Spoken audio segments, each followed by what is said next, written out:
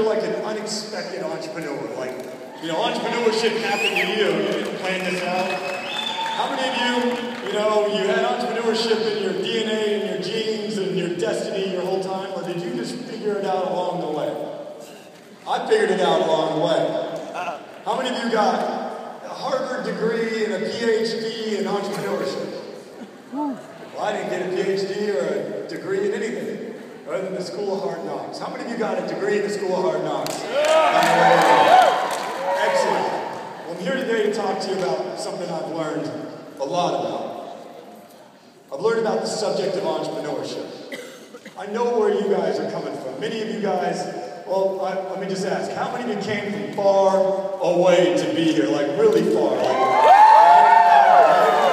How many of you had to, you had to fight some resistance? There she is. I know, how many of you feel like you had to do some sacrificing to get here, right? Spot on. I want to acknowledge you for that, because that's exactly what it takes to become successful as an entrepreneur. It requires sacrifice. It requires passion. It requires the attributes that Mike had brought up here, spot on, bar none, and you guys are the embodiment of that. So, how many of you guys have dreams? I want you to do me a favor. I want you to pretend that you're on a boat with me. Let's pretend we're in Miami and we're going to get on a boat. What's a boat look like? I mean, I'm not the captain of no small ship. How big is this boat we're on? I mean, this thing is one of those boats you see in the lifestyles of the rich and famous, right? This is a boat with helicopters on it, jet skis on it, a flock of dolphins that just follow it wherever it goes, mermaids, underwater scuba gear, Navy SEAL team. What's this boat got on it, right? Who's on the boat with me?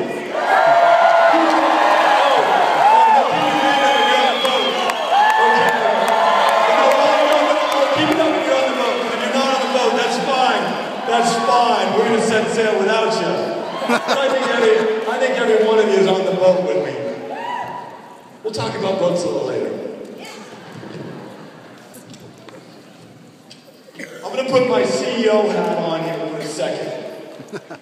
Because I view you guys as my counterparts. I see you as equal CEOs to me.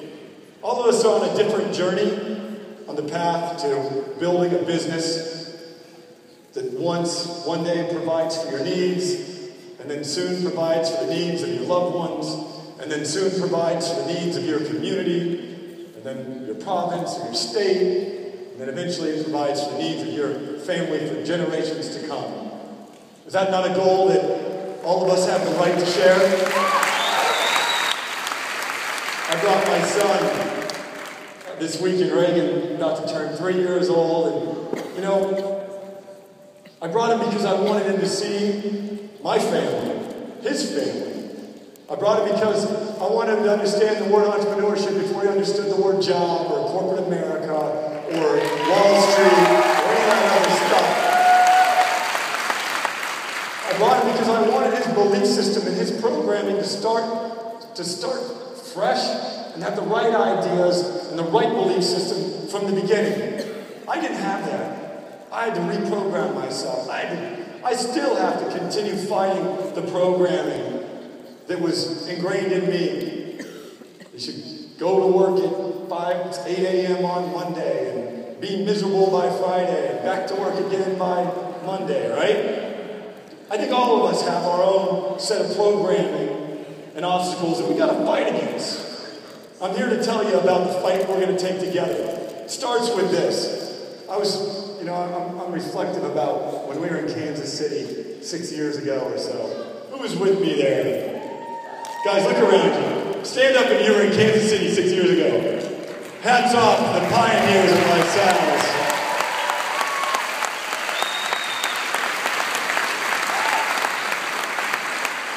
You know how Mike talked about the culture, about having high energy, about building a business that you love, that you want to be around, with people you love and want to be around? Well, 6 years ago was really when myself, Nick, and Blake and the few people that were with us said, you know what, we'll create a different company. We're not following them MLM scammer idiots. We're not going to become some deal junkie. We're not going to go after these, network marketing floozies that believe they know so much about entrepreneurship and don't have a dollar in their bank account. Right? So in Kansas City, we launched our BMW program. We put it at $12,500 a month. And you know what everybody said? They said that we were crazy.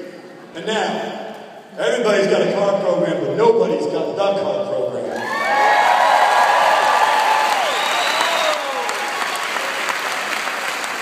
Kansas City is funny. It was an event, and I'm a man of faith, and I'm very spiritual, as you know. I don't believe anything happens without reason. Kansas City, I remember sitting there looking at 200 people going, how are we ever going to make it? And with Nick and Blake, we weathered, and the few people that were here, we weathered the storm of the recession.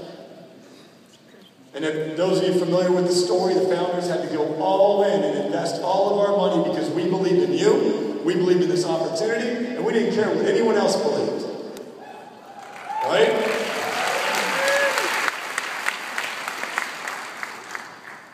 And I wonder what perspective we'll have coming out of this Kansas City. I can tell you 6 years of perspective.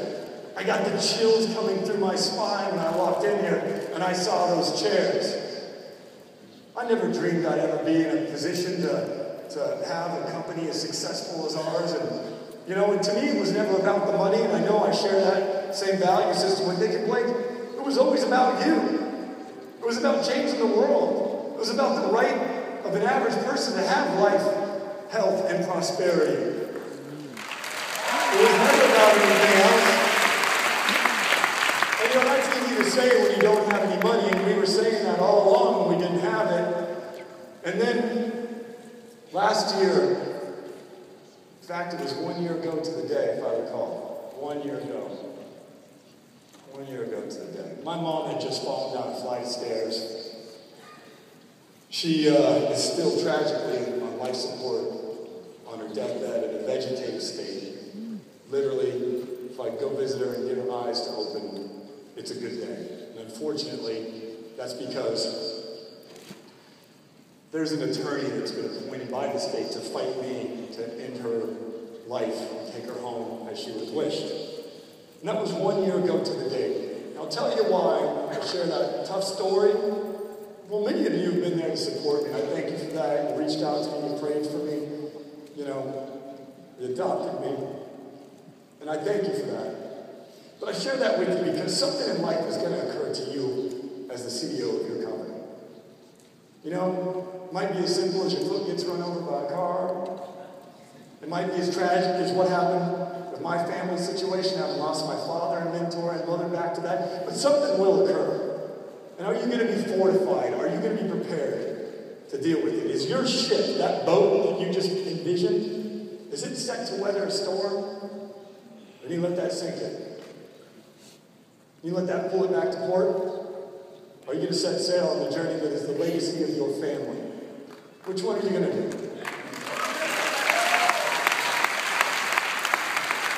Now, being a man who believes in God, I'll tell you, I believe I went through a lot of these things so that way I could become a responsible leader, become a father, become a son, become the man that I'm working on becoming every single day. I haven't figured it all out yet by any means, but I can tell you this. I know this for sure. My life's calling, Nick's life's calling, Blake's life's calling, the ambassadors of this company's life's calling is right here. This isn't a game to us. This isn't an industry to us. This is a purpose to us. And in order for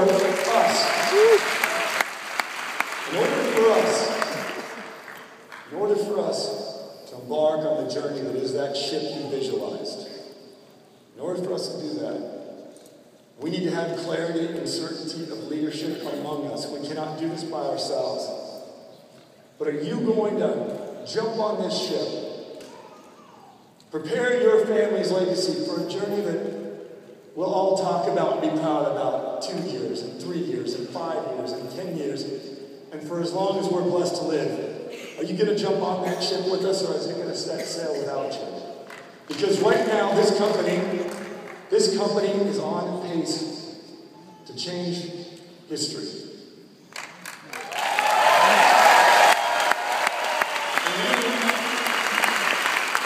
And you as an entrepreneur, and we as entrepreneurs, we will either create history or we'll repeat it.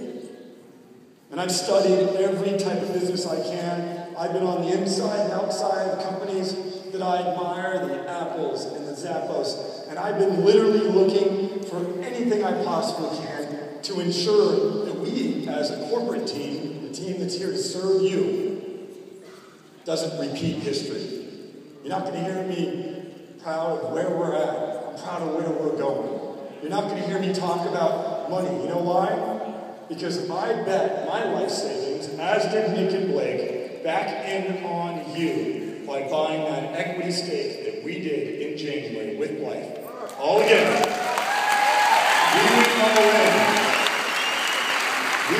We went all in with you. Will you go all in with us?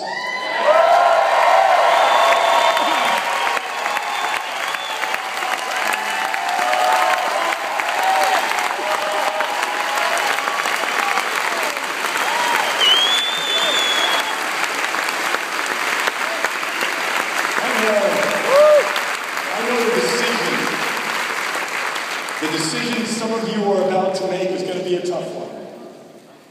I remember the day that I had to go fire my boss. And I remember how panicked I was, how nervous I was, my letter that I wrote, all of the conversation that I had, the self-doubt. I remember that.